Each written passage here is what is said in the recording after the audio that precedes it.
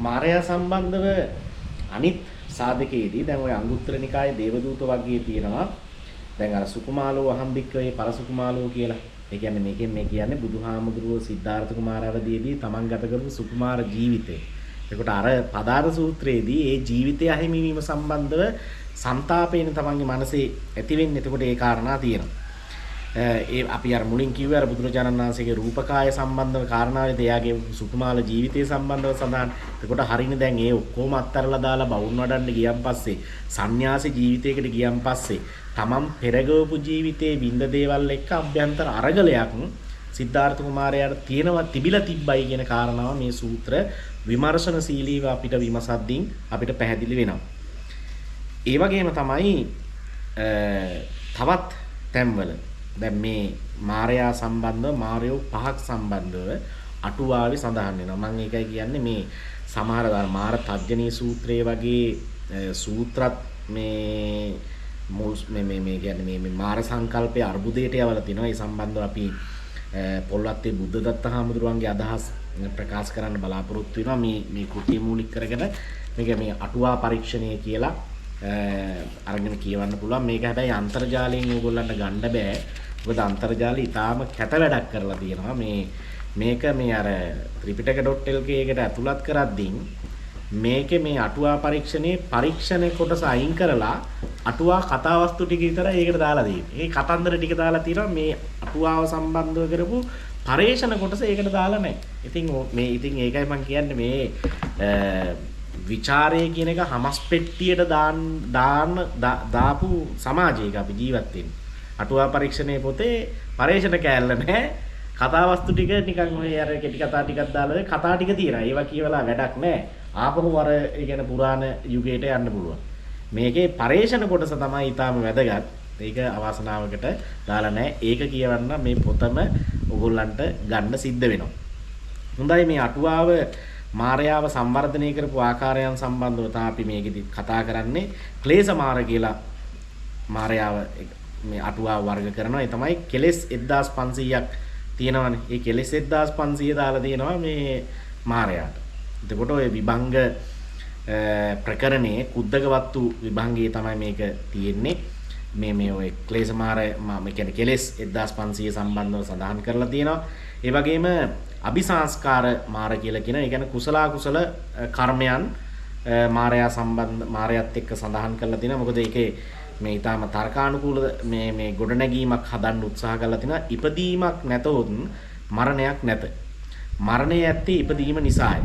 ඉපදීම ඇති කරන කර්මය මරණයද ඇති කරන්නේ යන මේකත් එක්ක මොකද්ද කරලා තියෙන්නේ මේ අபிසංස්කාර මාර කියලා හඳුන්වලා තියෙනවා. ඒ වගේම තමයි තුන්වෙනි මාරයා ස්කන්ධ මාර. ස්කන්ධ මාර කියන්නේ මේ අපේ පංචස්කන්ධයන් මාරයාට දාලා තියෙනවා. ඒ වගේම තමයි මෘත්‍යු මාර. ඒ කියන්නේ ස්වභාවිකව අපි හැමෝම ආයුෂය ගෙවිලා ඉවරලා මරණයටපත් වෙනවනේ. එතකොට ඒ මරණයත් මාරයා කියලා හඳුන්වලා තියෙනවා. මේ කාරණා මුල් කාරණා හතරේම ගැටලුවක් නැහැ. හරිද? මොකද මාරයා මේ ඒ කියන්නේ වෙනම බාහිර රූපයක් තියෙන පුජ්‍යලයක් බවට මේ වගේ පරිවර්තනය කරලා නැහෙනේ. මුල් මාරයෝ හතර දෙනා කියන්නේ ක්ලේශ මාර, අபிසංස්කාර මාර, ස්කන්ධ මාර, මෘත්‍යු මාර කියන එකයි. හැබැයි දේව පුත්‍ර මාර කියලා අලුත් මාරයෙක් නිර්මාණය කරනවා. මේකට මාර තජ්ජනීය සූත්‍රයේ මේ ඒ කියන්නේ මේක ඇත්තටම මේ පොල්වත්තේ හඳුන්ලා කියන කාරණාව තමයි මේක මේ කියන්නේ මේ ස්තවරයන් තෙරුන් වහන්සේලා ප්‍රබන්ධ කරලා මේ පිටකයට ඇතුළත් කරයි කියන කාරණාව. ඒක කොහොමද උනේ කියන කාරණාවත් ඉතාම පැහැදිලිව අපි දක්වන්නම්. එතකොට දේවපුත්‍ර මාරයි කියලා පරිනිම්මිත වසවර්ති දෙව්ලොව අධිපති මාරයෙක් ඉන්නවයි කියලා අලුත් මාරයෙක්ට හැදුවා. මේක හැදුවේ ඇයි කියන කාරණාව දැන් මම කියන්න. දැන් අපි දන්නවනේ කියන්නේ බුද්ධත්වයට පත් වුණාන් පස්සේ සියලු කෙලෙස් ප්‍රහීන කරනවායි කියලා. එතකොට බුද්ධත්වයේ කියන කාරණාව මාර පරාජයත් එක්කනේ අපි බැඳිලා තියෙන්නේ. එතකොට අපි දන්නවා දැන් ඔන්න සිද්ධාර්ථ කුමාරයා අබිනිෂ්ක්‍රමණය කරද්දිනුත් මාරයා ඇවිල්ලා ඒක වළක්වන්න උත්සාහ ගත්තයි කියලා කියනවා. ඒ වගේම තමයි බුද්ධත්වයේ සඳහා බවුන් වඩන අවස්ථාවේදීත් මාරයා ඇවිල්ලා වළක්වන්න උත්සාහ ගත්තයි කියලා කියනවා. එතකොට මේ අවස්ථා දෙකේම පෞරුෂමය මාරයෙක් නෙවෙයි යාවේ මේ අවස්ථා දෙකේම ආවේ තමන් කුමාරයාගේම අභ්‍යන්තර මානසික අරගලයයි තිබ්බේ. ඒ වගේම තමයි බුද්ධත්වයට පත් වෙච්ච ගමන්වත් මාරයා ඇවිල්ලා යෝජනා කරනවා මේ දැන් ඔයාගේ බුද්ධත්වයේ සාක්ෂාත් කරගත්තා. ඒක නිසා දැන් පිරිනිවන් පාන්නයි කියලා.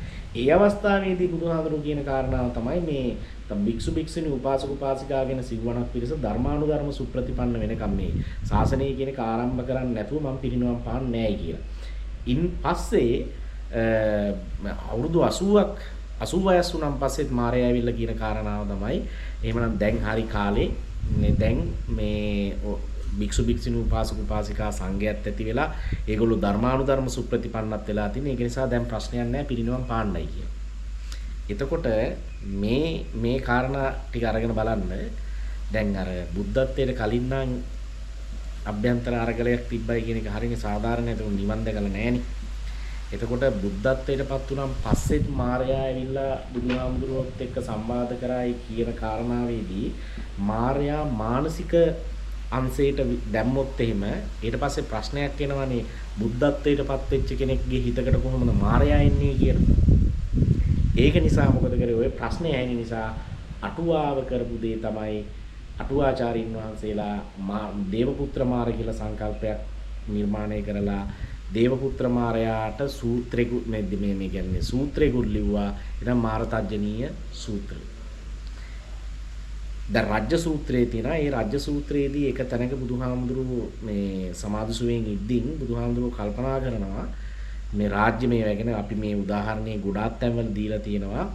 මේ අනුන් නසමින් පෙළමින් තමයි රාජ්‍යයන් කරන්නේ. රාජ්‍යයක් කරද්දී දනුවම් දෙන්න වෙනවා, මරණ දණ්ඩයටපත් වෙන්න වෙනවා, අනිත් අයත් එක්ක ගැටුම් ඇති කරගන්න වෙනවා, කපා කොටන්න වෙනවා. ඔය ප්‍රශ්න ටිකක් තියෙනවානේ.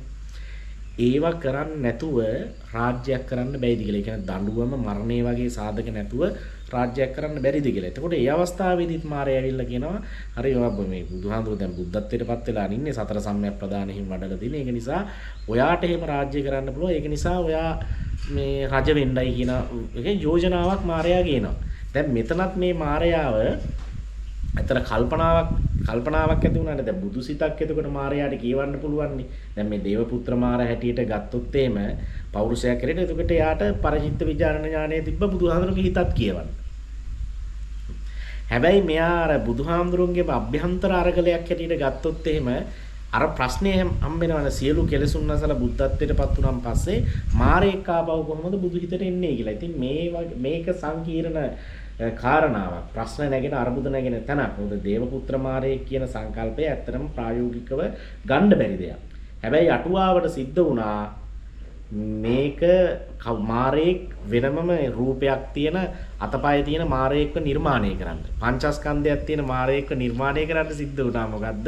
ඇයි? ඒකට හේතුව එහෙම මාරේක්ව නිර්මාණය කරෙන්නේ නැති වුණොත් එහෙම බුද්ධත්වයට පත් වෙච්ච හිතක් එක්ක මේ අභ්‍යන්තර අරගලයක් මාරේක් අභ්‍යන්තර මානසික තත්වයක් ඇතුලේ මාර අරගලයක් සිද්ධ වෙන්නේ කොහොමද කියන ප්‍රශ්නේ නිසා මොකද කරේ වෙනම පෞරුෂවීය මාරේක්ව නිර්මාණය කරා. එතකොට ඒ පෞරුෂවීය නිර්මාණය කරපු මාරයා සම්බන්ධව පොල්ලත්ති බුද්ධදත්ත හඳුරෝ ඊටාම හොඳ මේ ප්‍රශ්න ටිකක් නගනවා. මම හිතන්නේ මේ ටිකත් ලබා දෙන එක හොඳයි.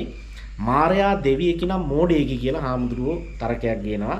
ඇතැම් පොත්වල කියවෙනසේ මාරයා දෙවියෙකු ලෙස ගතහොත් ඒ පොත්වලම තිබෙන විස්තර අනුව සලකන විට හෙතම බියගුල්ලෙකි.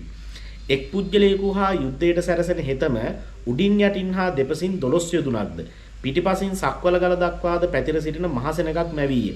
ඒ මාරසෙනග ඔහු විසින් මවනු ලැබේයයි ඇතැම් පොතක කියවෙතත් මහා සමය සූත්‍ර අටුවාවෙහි මාර දෙව්ලොව සිටි මාර පිරිස කැඳවාගෙන ආවේ යයි කියවේ. මාරයා නිර්භීත පුජ්‍යලයක් වී නම් කිසි ආයුධයක් අතේ නැති සාන්ත තාපසයෙකු හා තනිවවුත් යුද්ධ කිරීම කළ යුතුව තිබිනි. දෙවියෙකු මිනිසෙකු හා යුද්ධයට පැමිණීමත් ඒ දේවතාවාගේ සුරභාවයට හා 이르දි බලයට කිසිසේත් යෝග්‍ය නොවේ.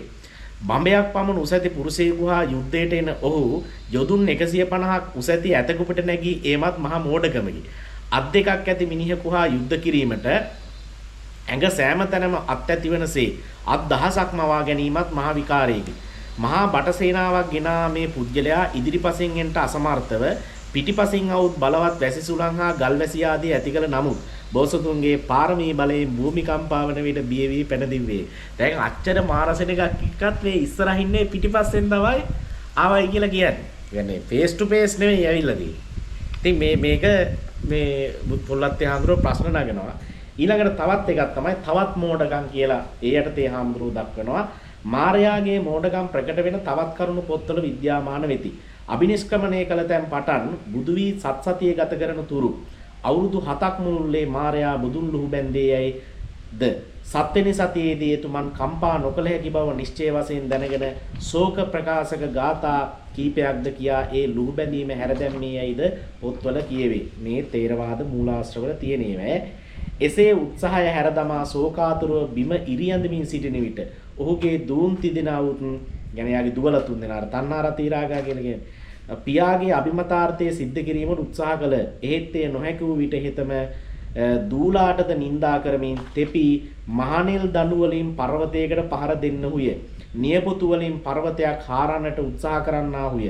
දත් වලින් යකඩ විකන්නාහුය යනාදී කියා දෙව්ලොවට ගියේය. මෙසේ මාර බලයෙන් බුදුරදුන් නොසෙල්විය හැකි බව නිශ්චය ලෙස දැනගත් පසු ඔහු නැවත නැවතත් එවැනි නිෂ්ඵල උත්සාහයන් කළ බව මාර සංයුත්තාදීහි තියෙනවා. මේ ආපහු උත්සාහ කරනවා. එතකොට දැන් පළවෙනි පාරම කරලා මෙයාව මේ මර්ධනය කරන්න බෑයි කියලා දැනගෙන ආයෙ උත්සාහ කරයි කියලා මාර සංයුත්තයක් නිර්මාණය කළා තිනවා. එතකොට මේ මාර සංයුත්තේ කොච්චර දුරට ඇත්තද මේක ප්‍රබන්ධයක් නේද කියන කාරණාව තමයි මේ හාමුදුරුවෝ මේ අටුවා පරීක්ෂණයේ පොතේ මාර්යා සම්බන්ධ අර්ථකථනයේදී අරන් එන්නේ. ඒ තවත් එකක් උන්වහන්සේ ඊටම අපූර්ව කතාවක් කියන පොල්ලත්තේ බුද්ධදත්ත හාමුදුරුවෝ. ඉතින් මේ හාමුදුරුවෝ මේ එක කියන්න කලින් තව දෙයක් එකතු කරන්න ඕනේ. මේ හාමුදුරුවෝ බුදුසරණ පත්තරේට තමයි මුලින්ම මේ අටුවා පරීක්ෂණයේ ලිපි ලිව්වේ. මේ ලිපි ලියද්දී මෙහි හිටපු අපිට අද ඉන්න හාමුදුරුවෝ ලියුම් ගහනවා වගේ ඒ කාලේ පොල්ලත්තේ බුද්ධදත්ත හාමුදුරුවන්ට ලියුම් ගහලා තියෙනවා. කොච්චර ලියුම් ගැහුවද කිව්වොත් පත්තරේ අයිතිකාරයා වෙච්ච ධර්මපාලතුමා හිටිය බුද්ධ ගායවනේ එහෙට ලියුම් යවලා මොකද කරේ? මේ කියන්නේ බුදුසරණ පත්තරේ පොල්ලත්තේ හාමුදුරුවන්ගේ ලිපි පළ කරන එක නතර කරා ලංකාවේ සම්ප්‍රදායවාදී භික්ෂු. ඉන් පස්සේ මේ ප්‍රශ්නය දැනගත්ත කුමාරතුංග මුනිදාස මහත්මයා එතුමන් ඒකයි ඊටාම හොඳ ਵਿਚාරකයෙක් කියන්නේ විවෘත මිනිසෙක් කියලා. නැත්තනම ධර්මපාල තීරියේ යන්නේ නැතුව කුමාරතුංග තීරියේ ගියා නම් මේට වඩා චින්තනයේ උසස් ජාතියක් මේ ලංකාවේ බිහි වෙන්න ඉඩ තිබ්බා.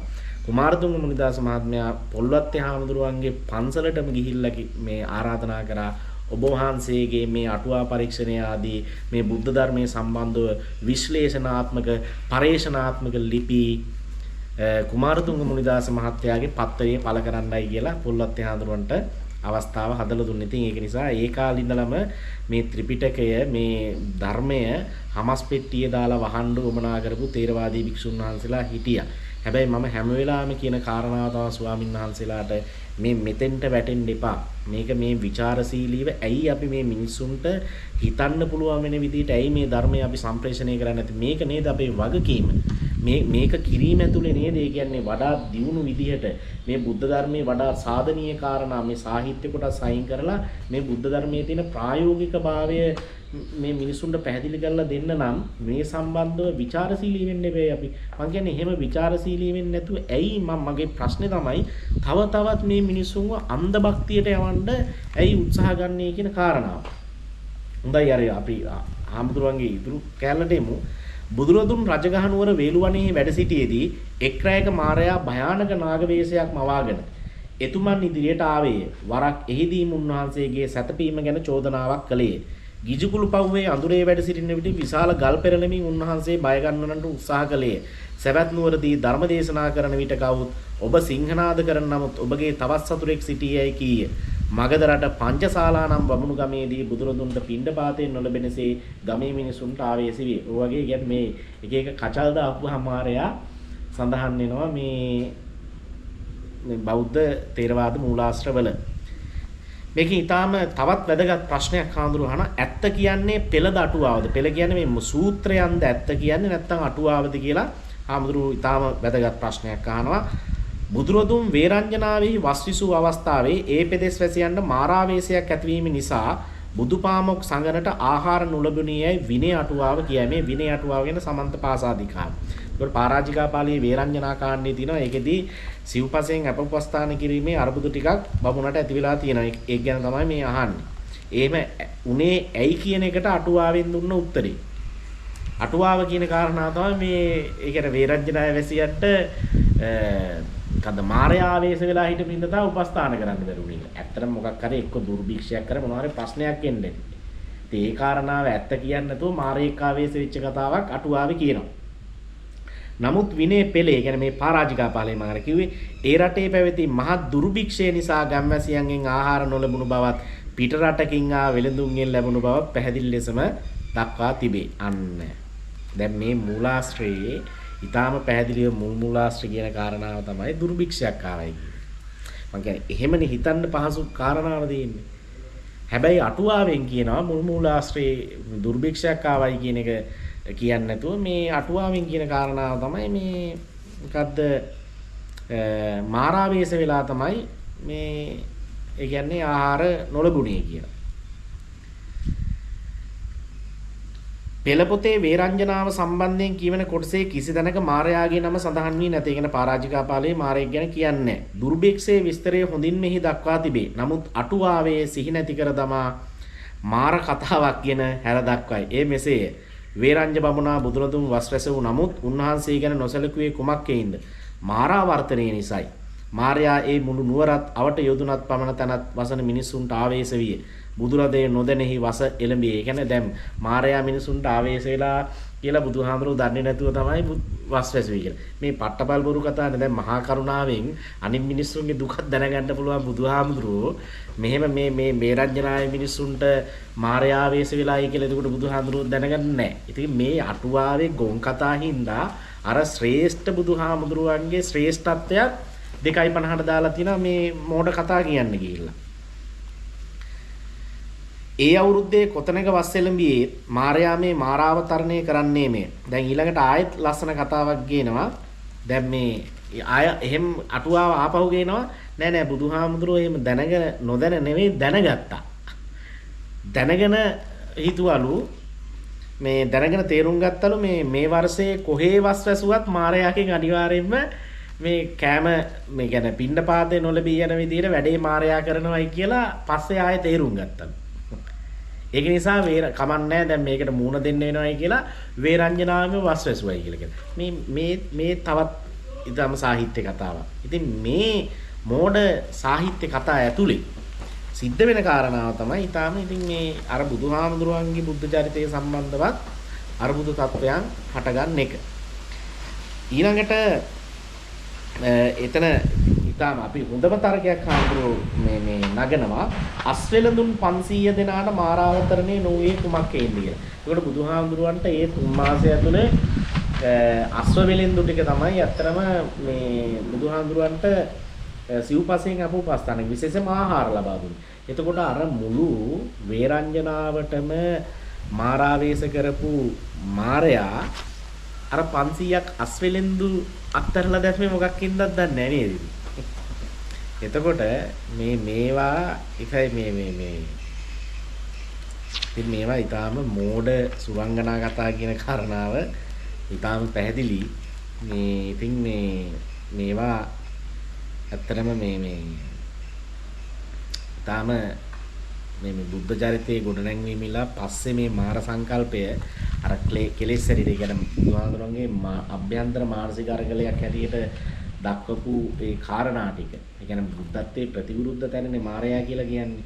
ඒකට ඒක මානසික අරගලයක්. ඒක මේ පෞරුෂවීය තත්වයකට අරන් එන්න හදලා කරලා තියෙන විහිළු කතා ටික තමයි මේ හාමුදුරුවෝ මේකෙන් දක්වලා තියෙන්නේ. ඉතින් ඒක නිසා මායя කියලා කියන්නේ පැහැදිලිවම දෙවියෙක් මාරයා කියලා දේව පුත්‍රයෙක් නෑ. ඇත්තම කතාව. මාරයා කියලා කියන්නේ තමන්ගෙම හිතේ ඇතිවෙන අභ්‍යන්තර අරගලය.